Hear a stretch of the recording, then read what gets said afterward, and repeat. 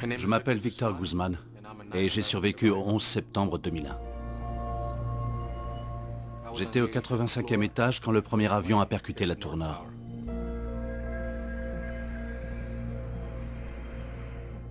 Depuis ce jour, ma vie n'a plus été la même.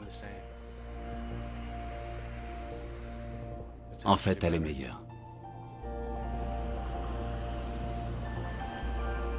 Voici mon histoire.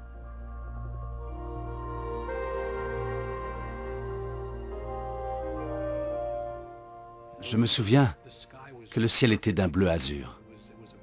C'était une belle matinée de septembre. Il lui fallait près de 2 heures pour se rendre au travail. Et mes factures, comme font tous les avocats, et je me rappelle avoir appuyé sur imprimer. Au moment où je me lève, j'entends une grande explosion. Et le bâtiment bascule vers l'avant, et je dois m'arc-bouter contre mon bureau.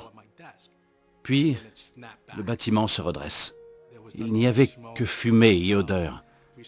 Les ascenseurs ne marchaient pas, certains avaient même explosé. Nous descendons lentement les escaliers. Au moment de l'explosion, je me rappelle avoir fait une rapide prière. Je maintiens encore que c'est cette prière qui m'a fait garder mon calme. Tout à coup, ma famille est devenue importante. Jusqu'alors, j'étais son gagne-pain. C'était une des raisons pour lesquelles je travaillais au World Trade Center.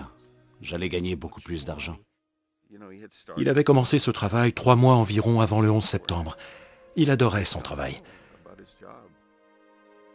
Je me rappelle seulement m'être assise devant la télé, avoir attrapé un coussin, puis m'être balancée d'avant en arrière, tout en pensant distinctement en moi-même que ce matin-là, il m'avait réveillée pour m'embrasser avant son départ, ce qui était inhabituel pour lui. J'étais si contente que nous nous soyons quittés en bons termes, car à ce moment-là, je ne savais pas ce qui allait se passer. Nous sommes finalement sortis et je me suis mis à courir. J'entends un fracas de verre et de métal. Et quand je me retourne, je vois s'écrouler progressivement la tour que je viens de quitter il y a quelques minutes. Plus j'accélérais, plus le sillage de fumée se rapprochait. Soudain, il nous a recouverts. Je me rappelle être arrivé à l'université Pace, encore tremblant, et j'entre. À ce moment précis, j'entends la tour nord s'écrouler.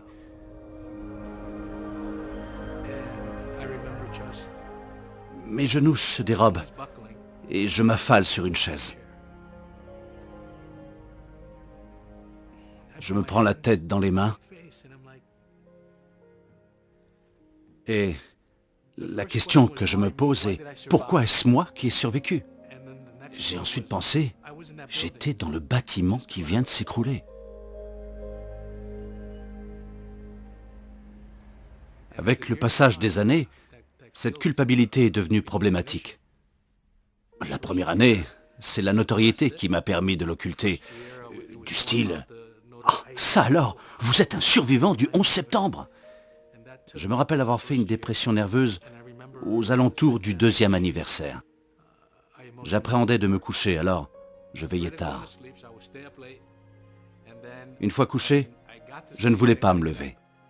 Je refusais d'affronter la situation. L'ego, je suppose. Je devais être capable d'y arriver et de ne plus être une épave émotionnelle. Les yeux pleins de larmes et sursautant au moindre bruit. J'ai compris que je n'y arriverais pas tout seul. Cela n'a pas été facile d'admettre mon besoin d'aide. Le plus difficile pour changer, j'appréciais l'argent que je gagnais.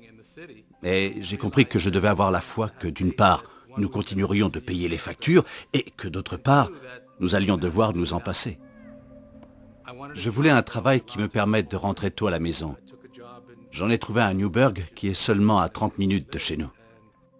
Et la différence a été que j'ai pu assister à un match de baseball. Et ma fille faisait partie d'une équipe de foot. Et toutes ces choses qui n'étaient pas importantes auparavant le sont devenues.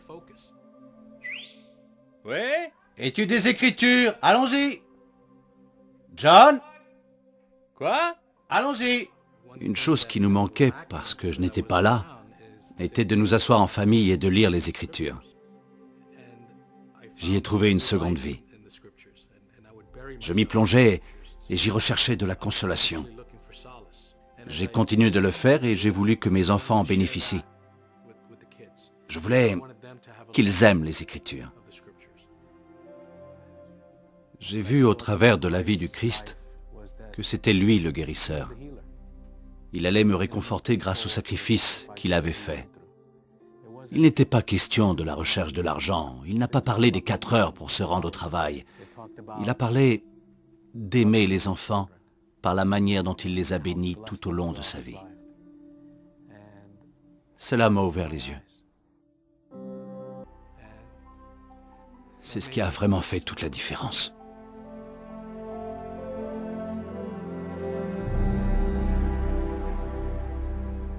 Après le 11 septembre, certaines personnes ont dit « Dieu n'existe pas ».